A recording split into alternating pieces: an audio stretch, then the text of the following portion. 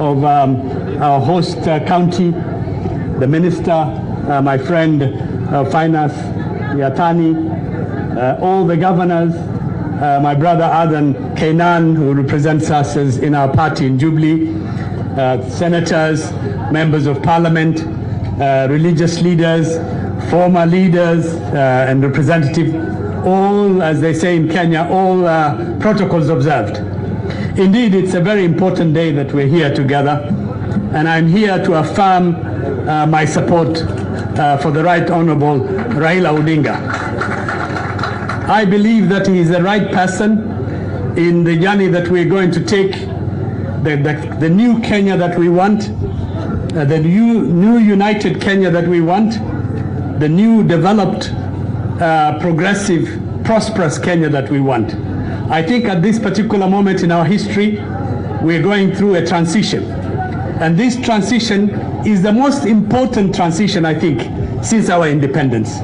If we don't get it right, our country is not going to be in the right place.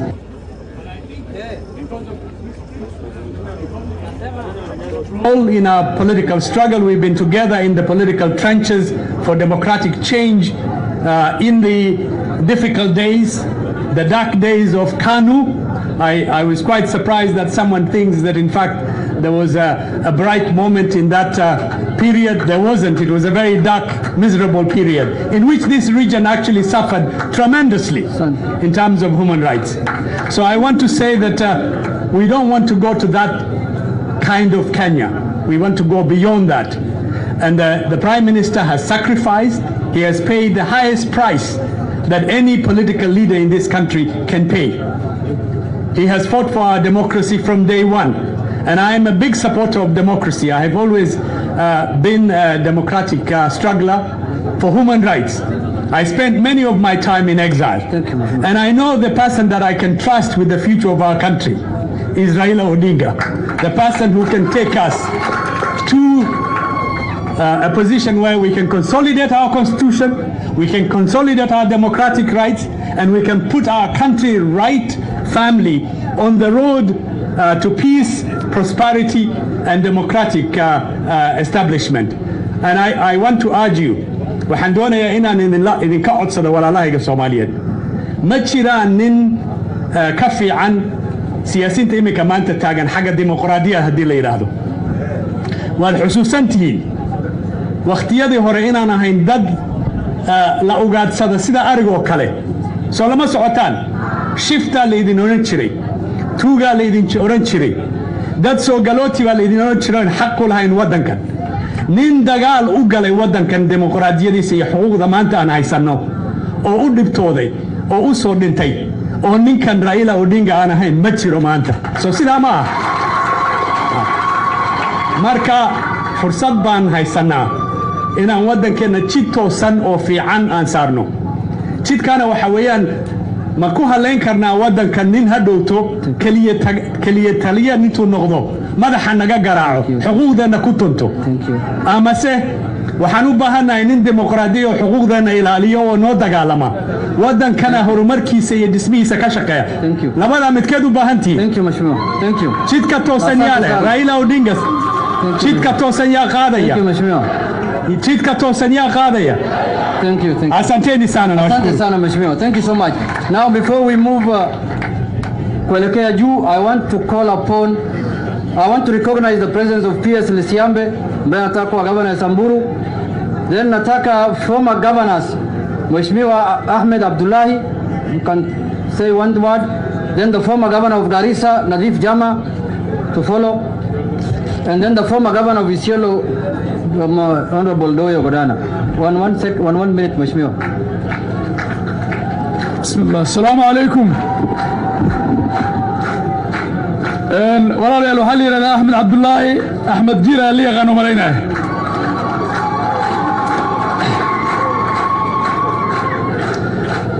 Your Excellency, former Prime Minister and inshallah the 5th President of the Republic of Kenya, Honorable Raila Amolo Odinga, CS Yatani, governors here present, all elected leaders, distinguished ladies and gentlemen, Assalamu alaikum.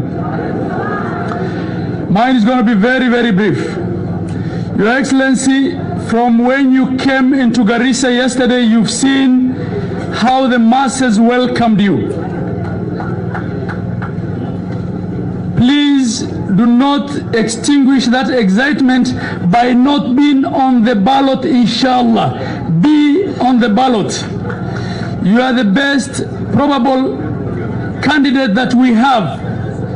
If you are not on the ballot, we will get someone worse. It is your moment. That is the first one. Secondly, Your Excellency, the people of Northern Kenya left on their own, without interference, without rigging of elections. No one can beat you to the ballot in Northern Kenya. Thank you. Thank you, Governor. And as for the leadership, tutakuja sisi wote, directly or indirectly. Thank you, Mheshimiwa.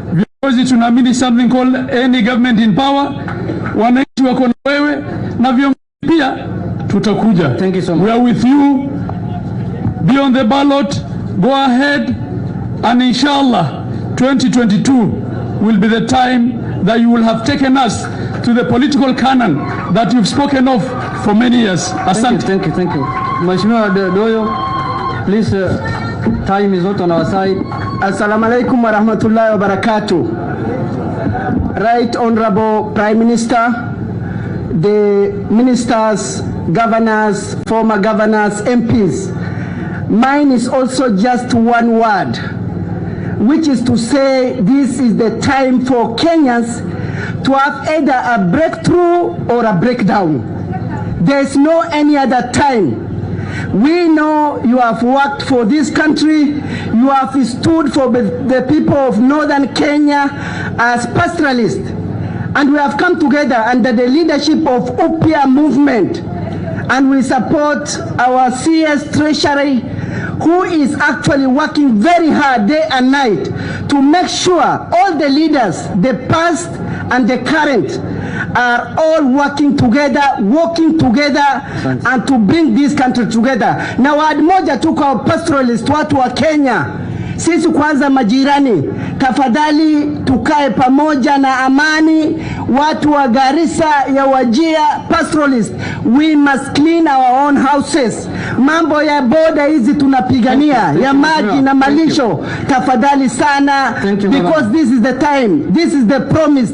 We must work together so that we find the new Kenya for all of us, including the pastoralists. Asante sana. Haya, anayefuata ni former governor wa Garissa, Honorable Nadhif Jama. Governor, karibu.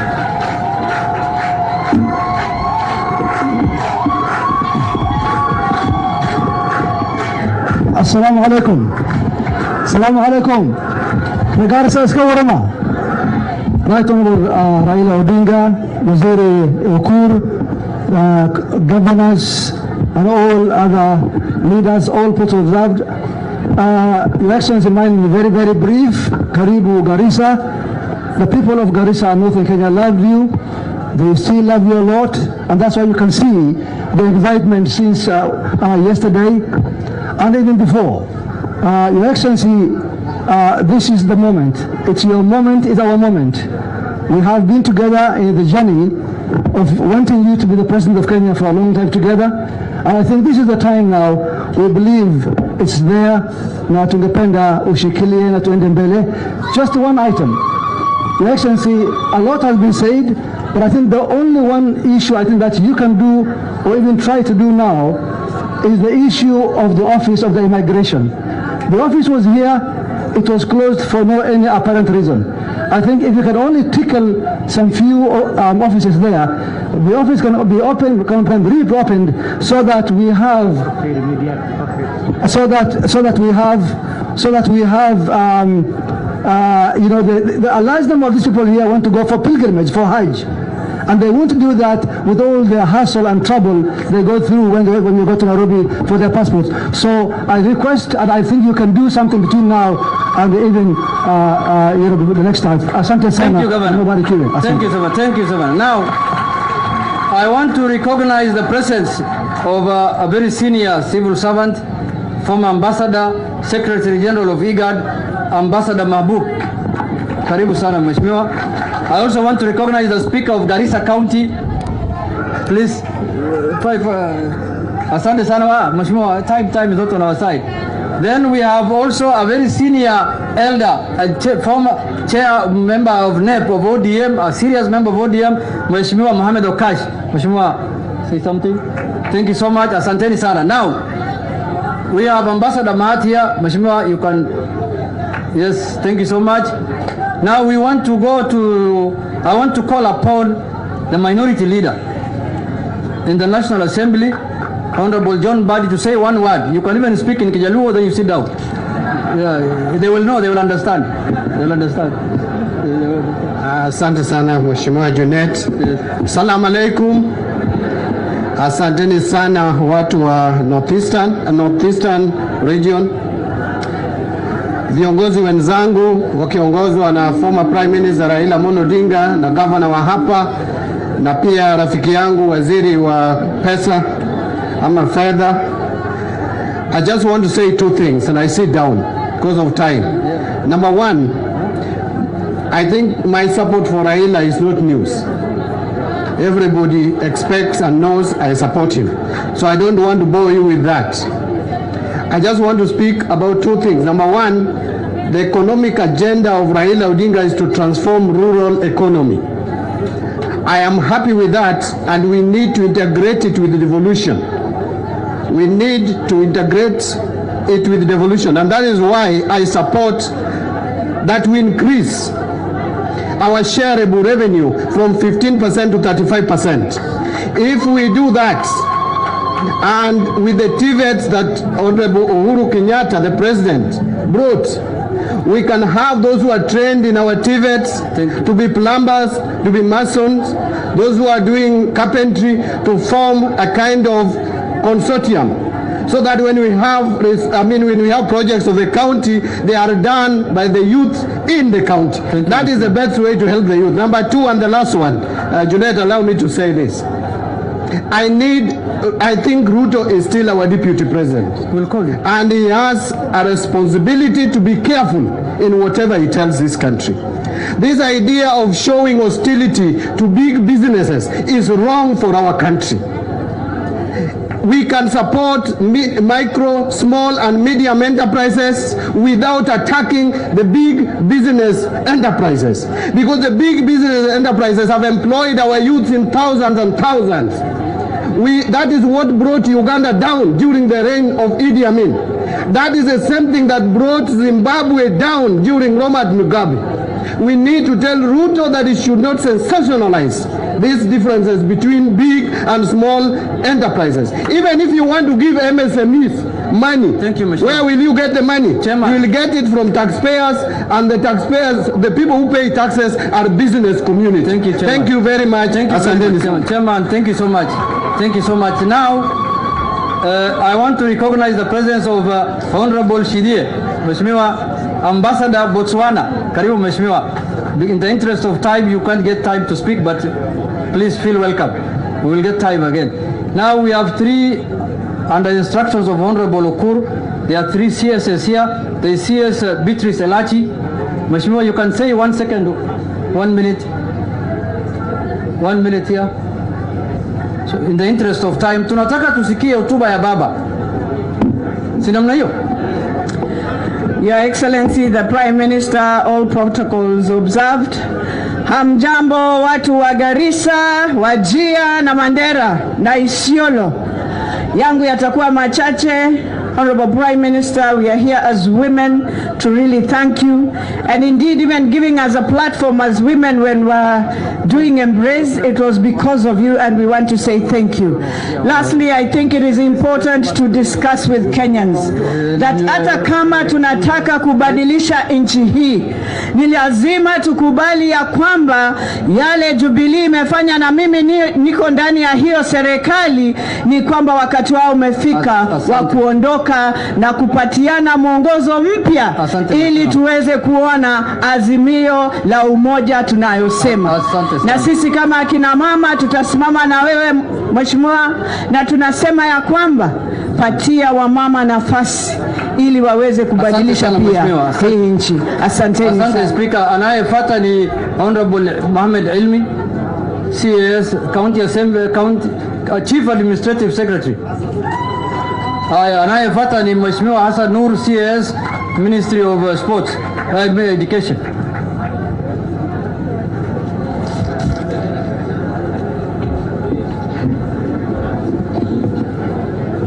Thank you, Honorable Prime Minister, distinguished ladies and gentlemen, our CS for Finance, our host governor and the other governors, all leaders present.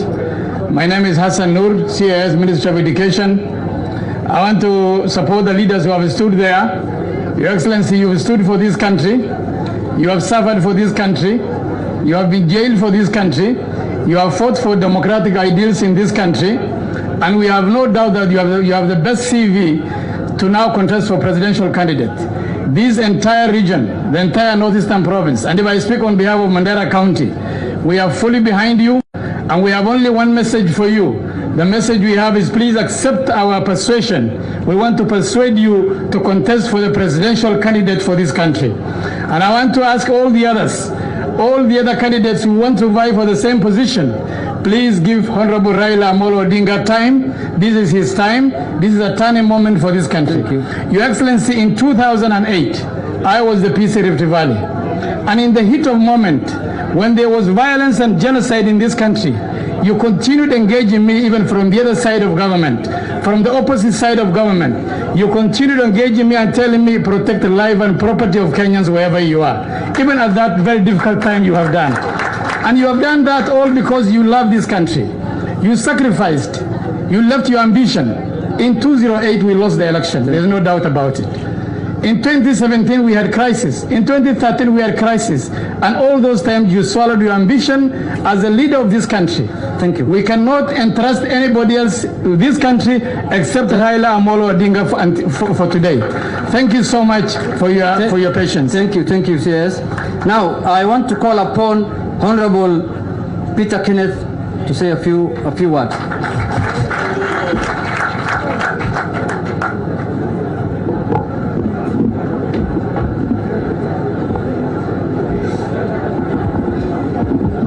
Asante.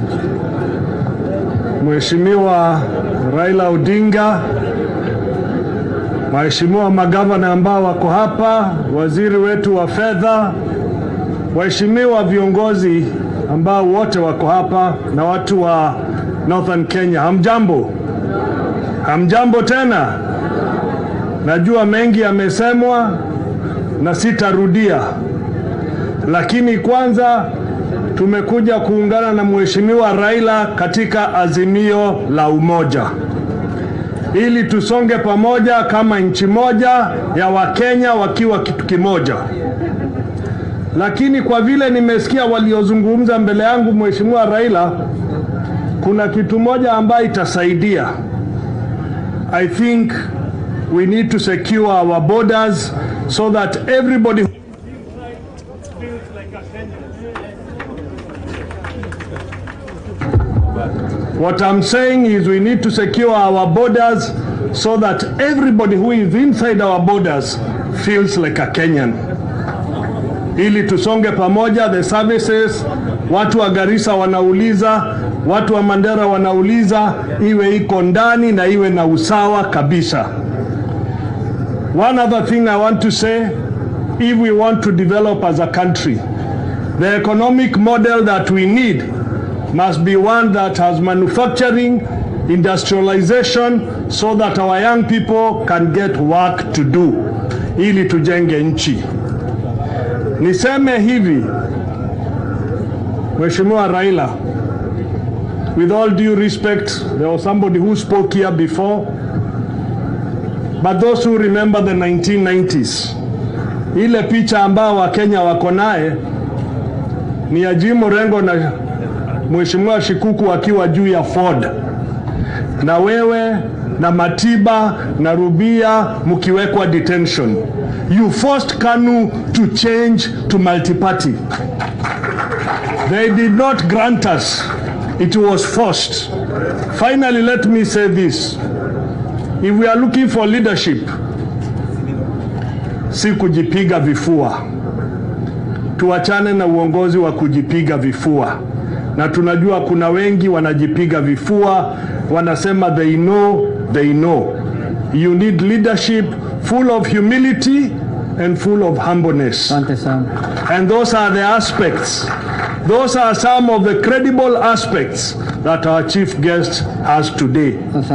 Na mimi niwaulize nyinyi watu ambao mmekuja kama madelegates. Tafadhalini, kama Mheshimiwa Raila ata-announce anasimama, tuwe wapi? Hapo. Tuwe nyuma yake, sivyo? Tuko hapo. Tumeamua. Asante Mheshimiwa. Asanteni sana. Asante sana Mheshimiwa. Now I want to recognize the presence of Sam Wakiaga. Ni delegation ya baba ambaye amekuja hapa. Tunatoka na yeye huko kwa lake. Now nataka kupatia dakika moja on behalf of retired generals, wale wamestaafu kama military generals. General Bashir aseme dakika moja ili asije akasema tunadharau wale ambaye wamelinda nchi.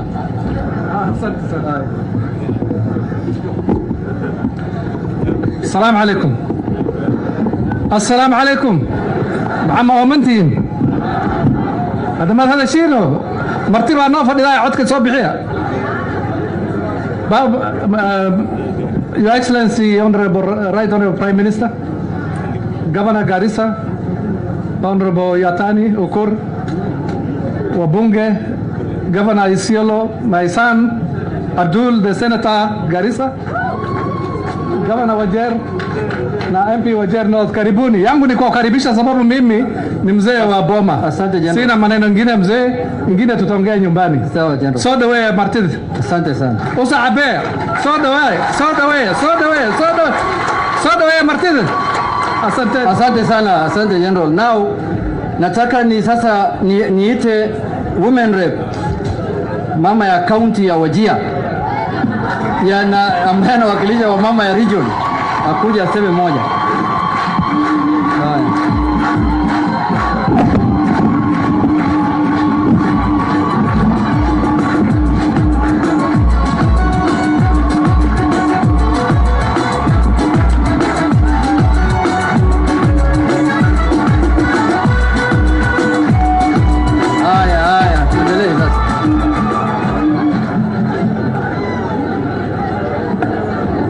Salamu alaikum. Tusalimiane kwa mikono. Kwa mikono mnionyeshe upendo ya baba. Inawezekana, iwezekani. Inawezekana, iwezekani. Baba amefika, hajafika. Yuko Garissa leo, si ndio? Tena mara ya pili. Baba nataka kukushukuru sana na nina furaha kukukaribisha kwa North Eastern mara ya tatu. Mara ya kwanza ilikuwa Wajir, this is the second time. Nataka kushukuru governor kwa kutuhost. Waziri Yatani, I want to also acknowledge you, all the governors who are here and the members of parliament. Dakika moja tu, manake mimi hata sitaki kuzungumza. Kuna watu wamesahulika sana na muhimu sana. Ningependa wamama wa professionals wale wako hapa msimame, muinue tu mikono muonekane.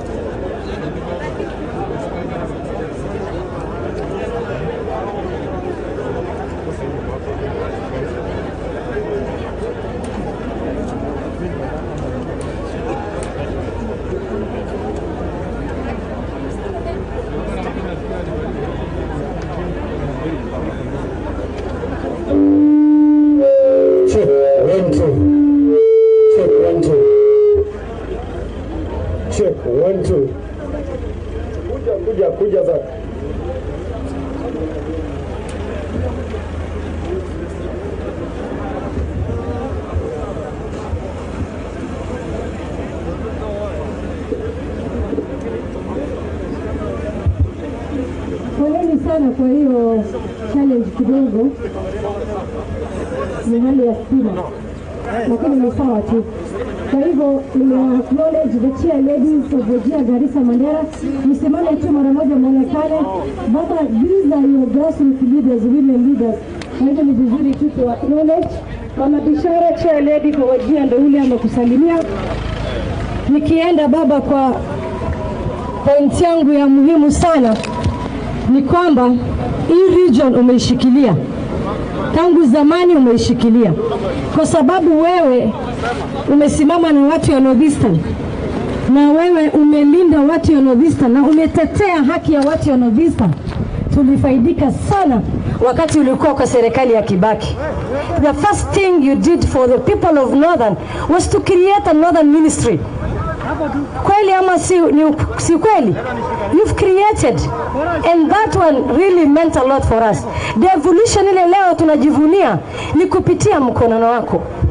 Leo umesimama na watu wetu. Kama kudhulumiwa, wewe ndio ulisimama na hao, na sisi tunataka tu kurudisha mkono. Wewe uko kwa hii serikali, hii mambo yote tumesema yako ni kusikiza. Ile unaweza utashauriana na ndugu yako, lakini ile uwezi ukirudi ukuwe president, mimi sina shaka hata kidogo hakuna vile watu watakwambia vitu. Wewe mwenyewe unajua jamii ya Northeastern, si ni kweli? Mwisho sasa ya kufungia, manake hamna muda. Wakati tulikuwa Nakuru baba, kuna jambo nimesema na nilikwambia, sisi watu wa wafugaji na watu wa Northeastern, wheelbarrow gambia zetu hazitoshei wheelbarrow. Na leo umejionea kwa hao watu, zinatosha ama haitoshi? Hazitoshi, si ndio? Kwa hivyo sisi maneno ya wheelbarrow na propaganda ya matusi, ya kuchafuliana majina, ya kusema uongo ati baba sijui amepinga viti zetu. Baba peke yake ndiye alisimama wakati ya IEBC. Isa Hassan alitoka hapa, wewe ndio ulimteua. Ministers uliwapatia. Kwa hivyo serikali ya baba tayari tumeona hizi mapropaganda ya kusema ati watu sijui wanapatiwa handouts, sijui wheelbarrow. Wheelbarrow sio maisha. Maisha ni maji, maisha ni barabara, maisha ni umoja, maisha ni upendano. Kwa hivyo kwa haya yote baba, nakukaribisha sana na sana, na nataka mnionyeshe kwa mikono kama tunasema baba aende State House. Mnionyeshe baba anaenda State House. Asante sana. State House, ndio? Asante. Tunamwambia aende kiti ya juu, ndio? Na tunasimama na yeye, si ndio? Asanteni sana. Asante sana mheshimiwa. Sasa kipindi ambaye inayofuata, nataka kualika senator wa Kisumu, senator wa Garissa aje atambue maseneta wenzake wako hapa, na viongozi wa Senate pia wako hapa. Fatuma Dulo na mheshimiwa senator Orengo iko hapa, aje walike, then tuende kwa baba. Dakika moja tafadhali, dakika moja. Pia nataka haya nataka nitambue pia haya nataka nitambue tosha. Nataka nitambue pia dada yangu Winnie Odinga iko wapi? Winnie, simama juu watu wakuone. Kama uko na ngamia ya kutosha, ongea na mimi, usiongee na baba, zungumza na mimi. Asante sana mheshimiwa Junet. Watu wa Garissa, asalamu alaikum. Wageni kutoka Mandera, Wajir, Isiolo na Marsabit, habari zenyu? Asalamu alaikum. Karibuni sana Garissa, nyote mumealikwa, mumekaribishwa. Your Excellency Prime Minister na viongozi wote ambao wako hapa, protocol observed. Kazi yangu ni fupi, nafaa kualika wadosi wangu kutoka Senate, lakini kabla niwaalike nitasema machache kwa ajili the senators who are here are my seniors and I cannot speak after them. Your Excellency, umesikiza maoni ya watu hapa, youth wameongea, na ni muhimu leo uko hapa. Every election viongozi wanakuja hapa na tunawaambia shida zetu, na inakuwa tu maneno ya siasa ya campaign.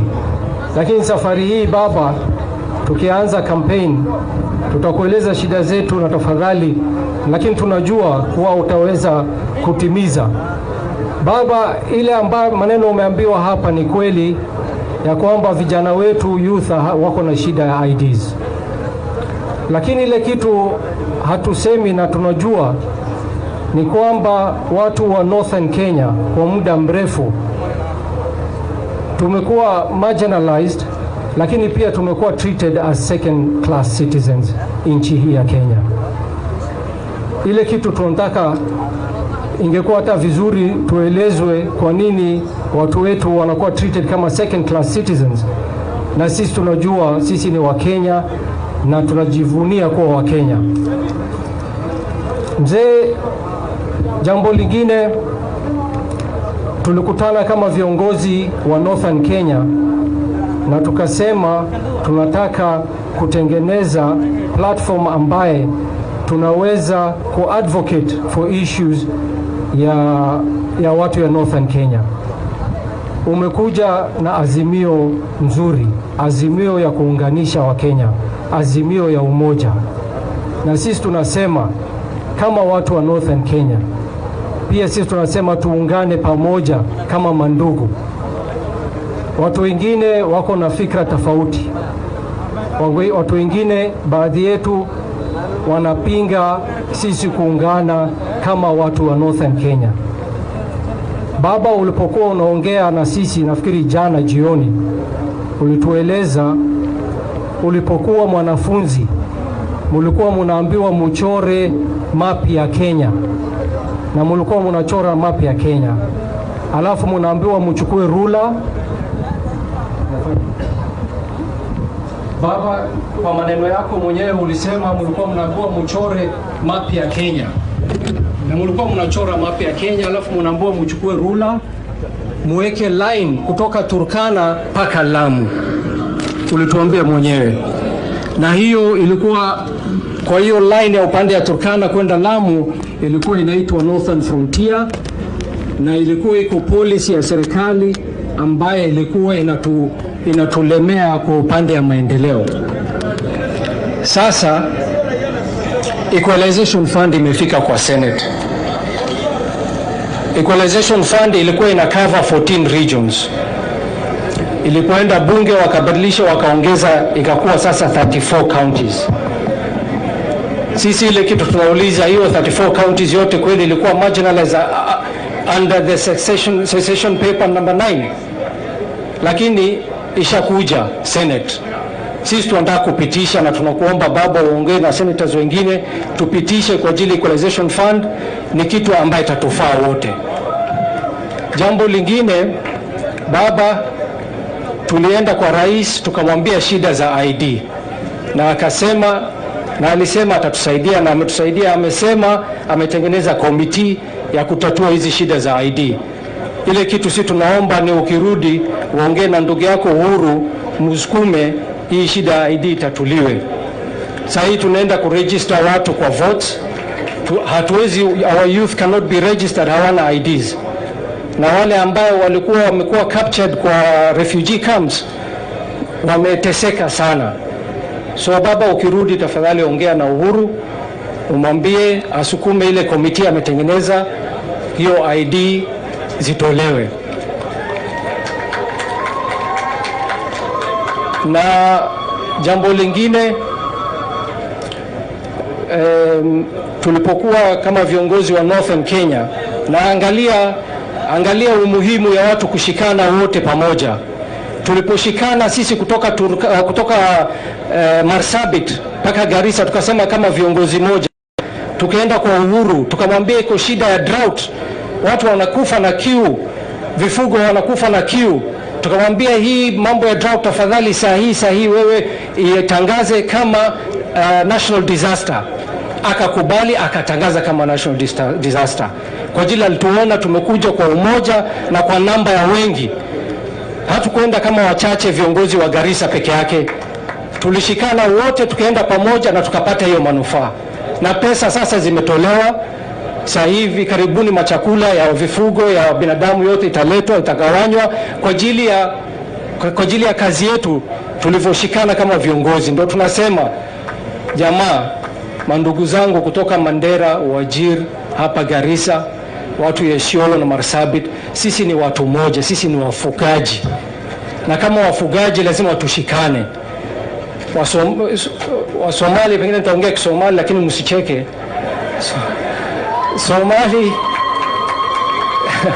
Somali waxay ku mahdaa nooley hadan exo kala geynin waa isku dan. Sumasikiyo sasa sisi kama wafugaji tuko na mfugo zetu, kama tunavuritana kweli tunaweza kuleta maendeleo kwa mfugo zetu? Kama tuko na fitina ndogo ndogo tunachokorana, tunaweza kutatua shida zetu? Hatuwezi. Lazima tushikane kama mandugu, tukae pamoja ndio tuweze kutatua shida zetu. Kwa hayo machache, wacha nichukue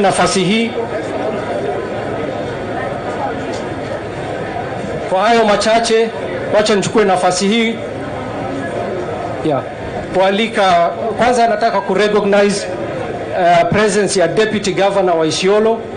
Nafikiri Deputy Governor wa Isiolo yuko hapa, na Deputy Governor, yes, na Deputy Governor wa Wajir wa Mandera.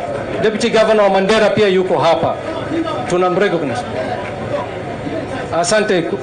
Sasa iko senators ambao wamekuja leo pia wanataka kuongea na nyinyi.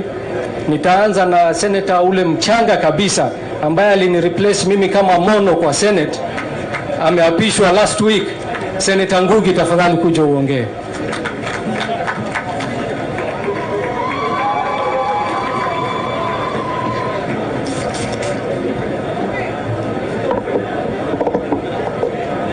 Senator, 1 minute tafadhali. Mheshimiwa Prime Minister, waziri wetu wa fedha Balozi Yatani, magavana walio hapa, MPs, hamjambo. Kwanza nataka nichukue nafasi hii nimshukuru Mheshimiwa Rais kwa sababu ya nafasi ambayo amenipatia niingie kule Seneti nitetee vijana. Ninaona hapa tuna vijana wengi.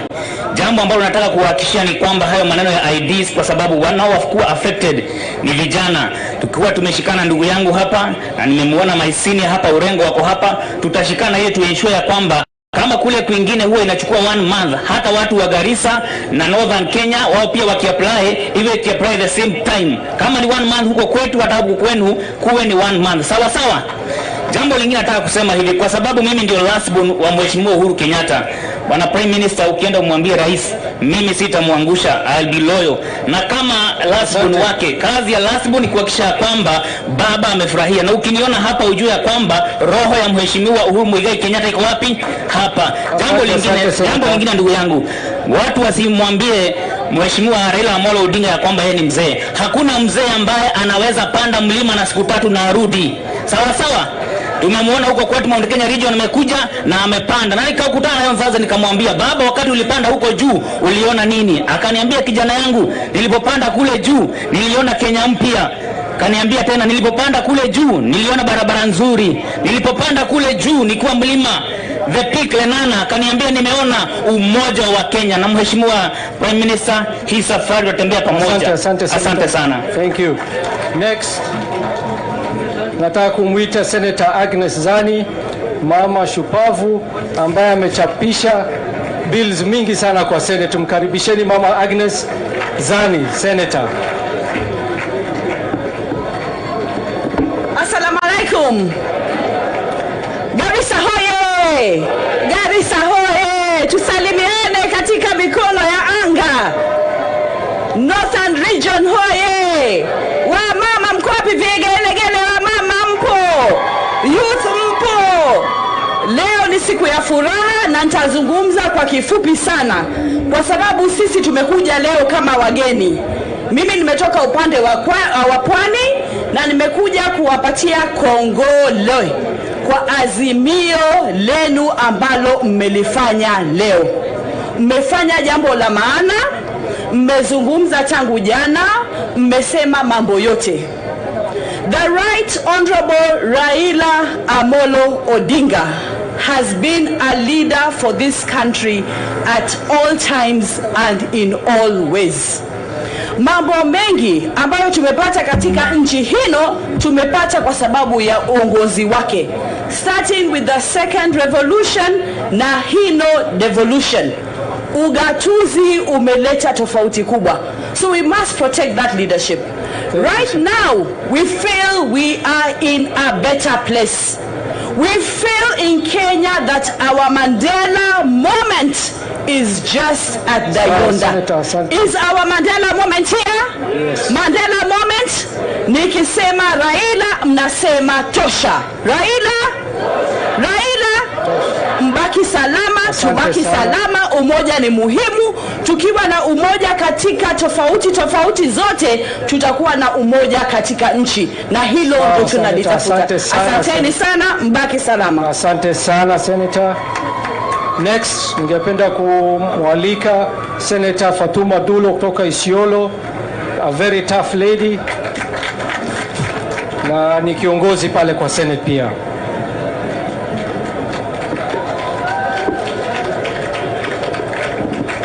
Assalamu alaikum. Watu wa Garissa, assalamu alaikum. Mumesikia njaa ama namna gani? Leo tuko na furaha sana, si ndio? Uko na furaha? Lakini tungefurahi zaidi kama hii mkutano ingefanywa pale kwa uwanja huko nje. Next time lazima tupange hiyo mkutano, si ndio? Mwanzo ninawaomba tusimame dakika moja, tukumbuke mzee wetu marehemu Yusuf Haji. Tafadhalini, dakika moja.